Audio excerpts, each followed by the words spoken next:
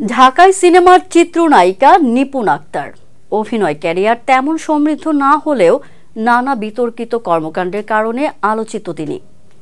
বহুদিন ধরে আওয়ামী লীগ সরকারের রাজনীতির সঙ্গেও সম্পৃক্ত এই নায়িকা।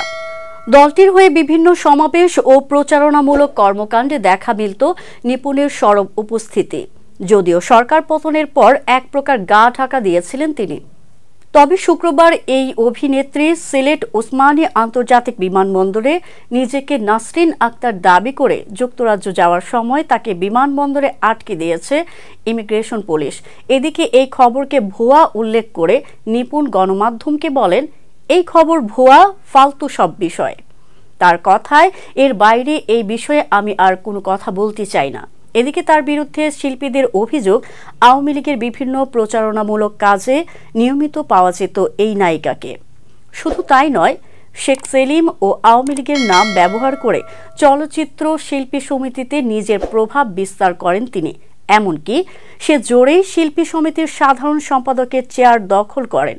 কাউকে তোয়াক্কা না করে নিজের একক সিদ্ধান্তেই চালাতেন সমিতি।